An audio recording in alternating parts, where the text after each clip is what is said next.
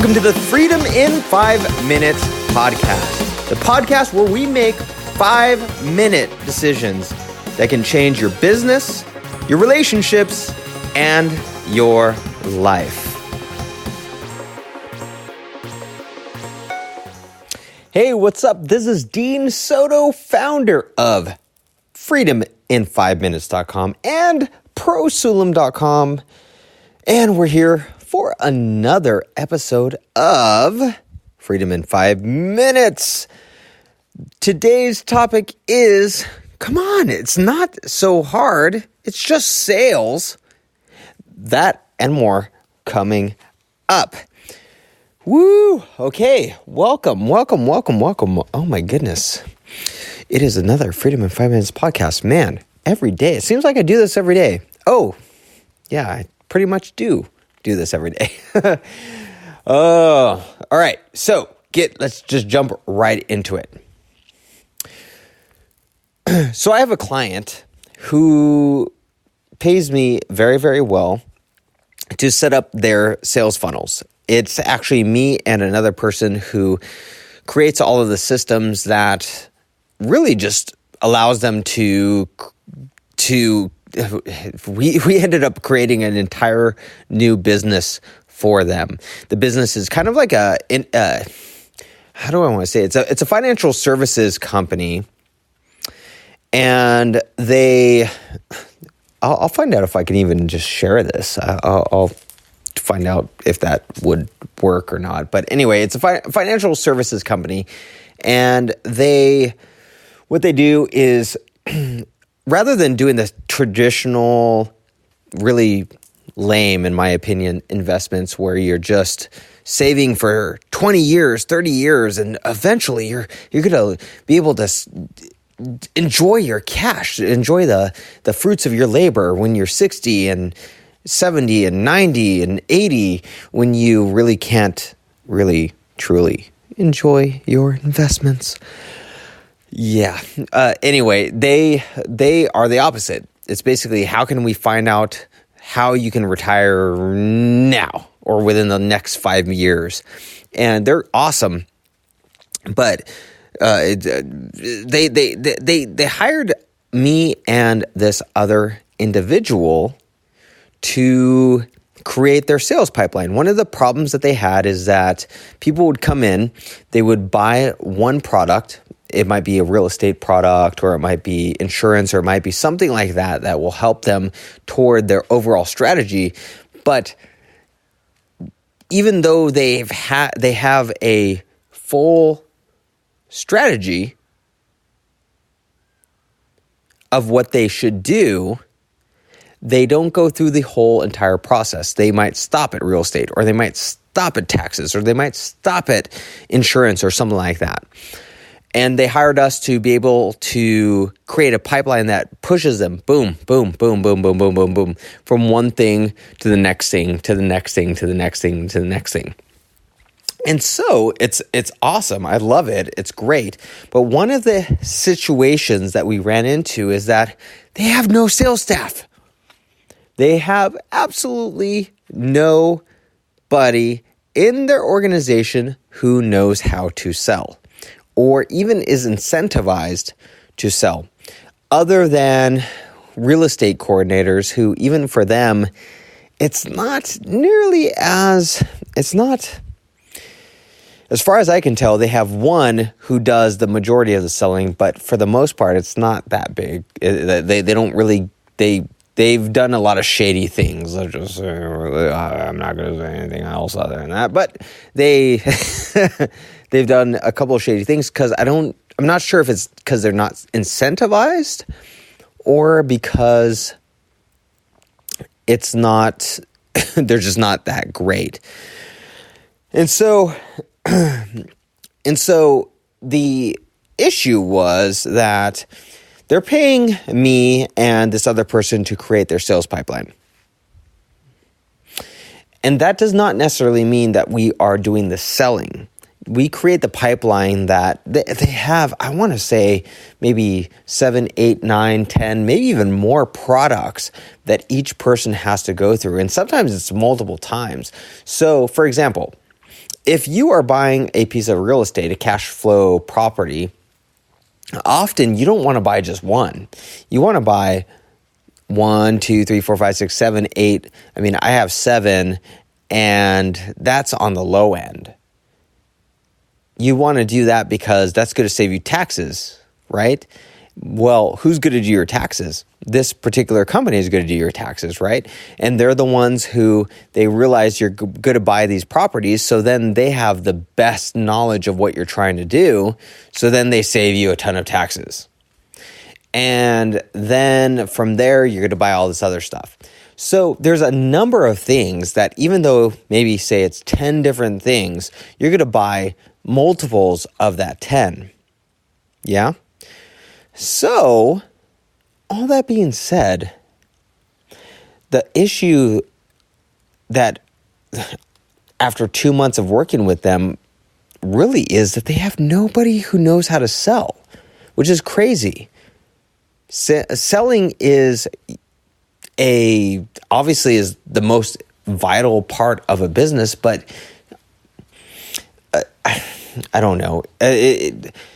Why am I bringing this up on this podcast? You're probably thinking like, maybe I'm not in sales. I'm an entrepreneur, but it's not really my big thing. Or I'm an intrapreneur. I have a full-time business and so on. Why is sales so important? No matter what, we are selling ourselves, right?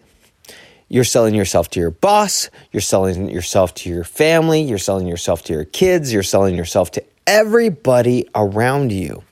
And so the fact that they have no real true salespeople means that their business it's as if they are trying to climb a mountain with no legs. They're trying to climb a mountain with maybe legs but no arms. And so here's where my decision came.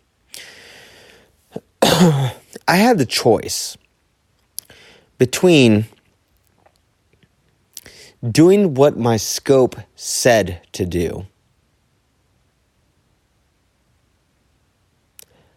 or presenting the opportunity to them and to myself to sell for them. I am naturally an introvert. However, because of people who have mentored me, because of my experience and so on, I love selling. I actually love selling, and I could sell ice to an Eskimo, but not in the Wolf of Wall Street type way. I'm not going to sell you the pen. I'm not going to even try. I'm going to do the long game. I'm going to just befriend you and be like, look, this is a stupid pen. I'm not doing this. And I'd rather know who you are. And if it takes me a month, 2, 3, 4, 5, 6, we're going to do business at some point in time. But the fact is, we're going to do business. I had the choice whether or not to basically take over their entire sales staff or not.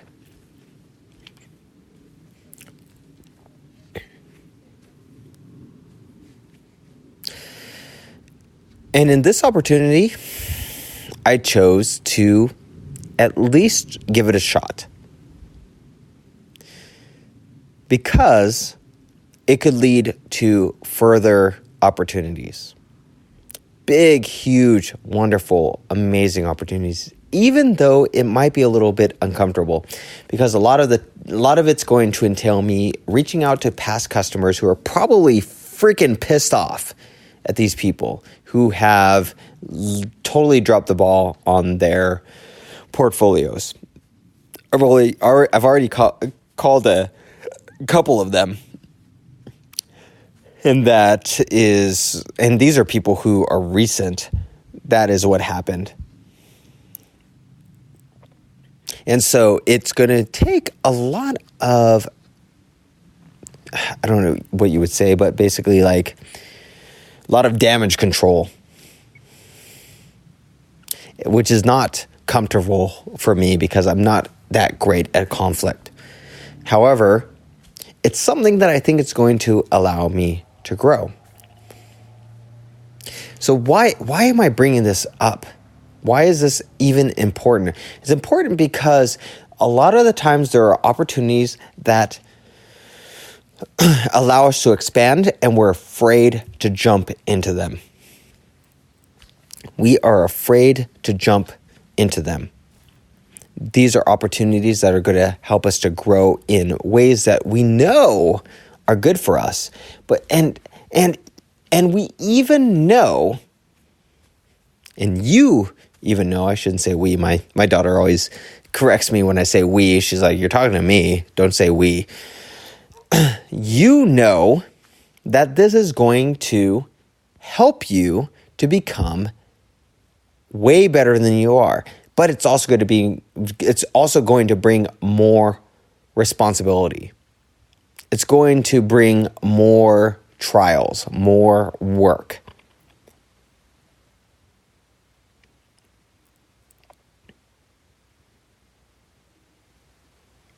And I often avoid, rather than the we, I often avoid, and you often avoid all of these things because it means that we have to feel the pain of expanding past who we currently are. And that is hard.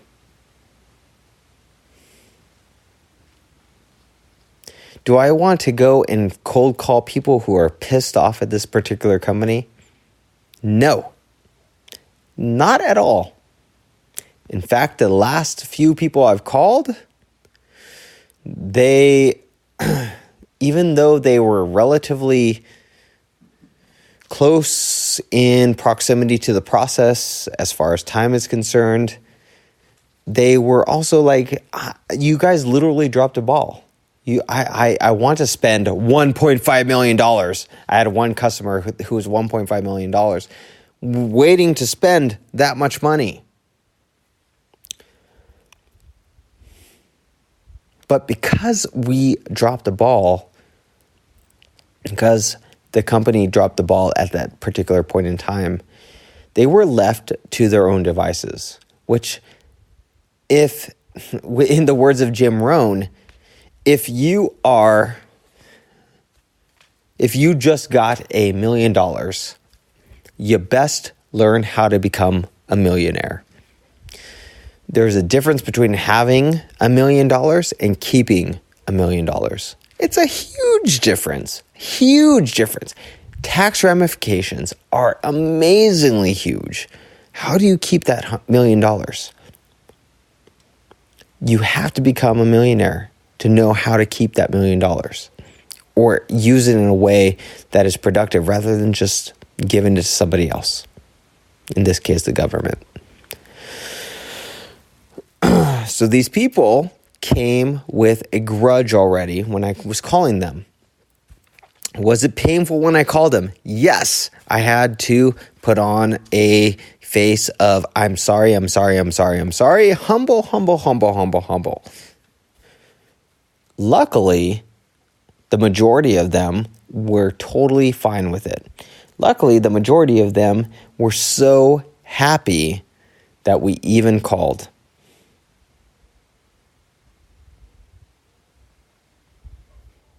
So what right now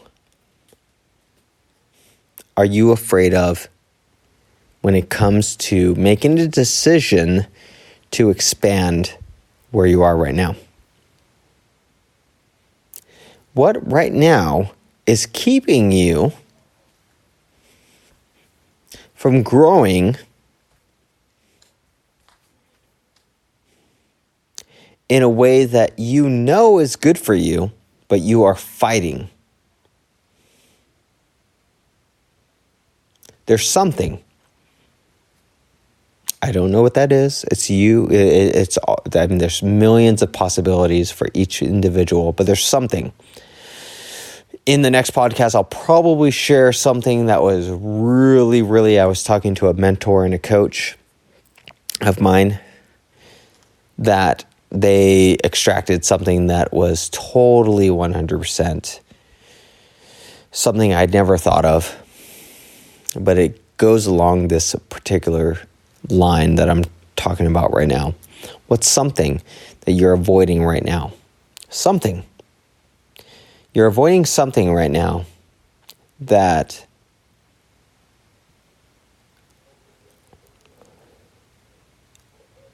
will make you a far better person than you are right now.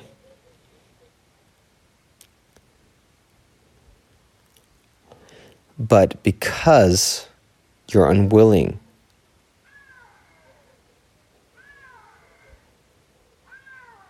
to grow, you're avoiding it.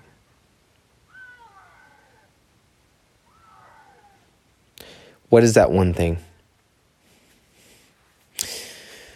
All right, that's your action item. Just noticing, what is that one thing? And next episode, I may share. I don't know. I might share. I'm being fully 100% honest. I might share what my mentor, just what we went through, or maybe not. It might be in a different episode, but it's very much along the same lines. Just notice and see what that one thing is. And we will see you in the next Freedom in 5 Minutes episode.